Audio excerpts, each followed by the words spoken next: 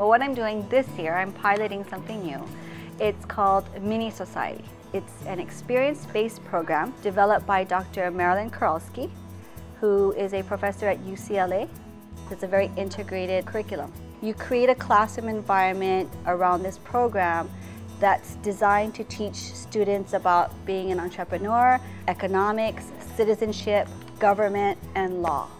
Here in second grade, what we've done is we started from the very beginning where they learned about who they were and how they fit into their own community.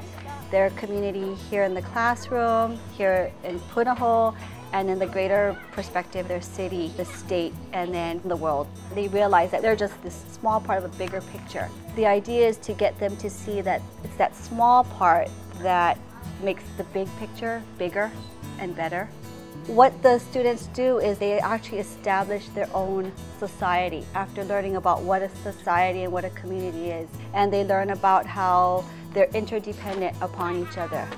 The economics concepts that we cover start with the basic needs and wants. And from there we think broader in terms of like goods and services, producers, consumers. And it just gradually starts to kind of transition where the students kind of take off with it. You set up a general framework and the teacher gets to gradually step back. It's got so many teachable moments because it's what their understanding of the concept is and their curiosity. They want to know more, they ask more questions. Mini Society becomes such a part of their everyday lives that they don't even realize it. But when they come back into the classroom, it's again, all those personal connections and real life experiences, I think that makes this program richer. What the kids are now preparing for, their final culmination, is Market Day. Society is built upon the needs of its people. So we talk about what does our society need here in the classroom. From there stemmed an idea. The children all create prototypes of their products that they think there's a need for. And then they go conduct a market survey. One group of girls thought, hey, graduation, I'm gonna make leis. Who wouldn't need a lei at graduation time? So you've got these two little girls just every day during production time, they're manufacturing leis. And I think that's the joy, is to see that this little girl went out on a limb. And all it took was one, because then the other kids started to say, that's right, it's not just here, it's bigger. It's not just the classroom. And so now I've got an array of things. I've got herbs because the artistic ones, that business group feels that there may be some parents here who want fresh herbs to cook for dinner.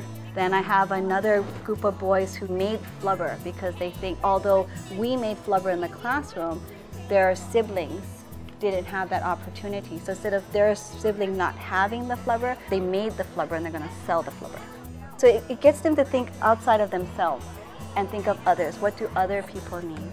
What could others use? I have this one station over here, a bunch of girls who decided to provide the service of painting nails. They love to do it. They love to look pretty. I asked them, well, who's going to paint the nails? And then they remember the word specialization. And so they've already assigned this one girl who always comes to school weekly with beautifully different nails that she's going to be the nail painter. And she said, Mrs. Hashi, when my mom goes and puts diamonds on, she calls them diamonds, they charge extra. Can we charge extra? So I said, well, what do you think? And they said, well, we are working harder. Those are those teachable moments that they can't be scripted, they can't be planned.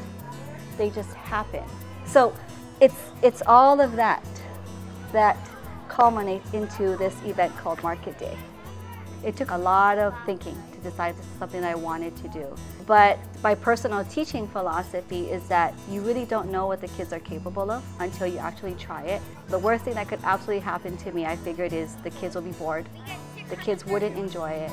I hope that they're going to take the foundations, this whole idea of problem solving, the whole idea of being able to take risks, and use that natural creativity and then see that, you know, whatever it is that they're doing, they can do something to make it better.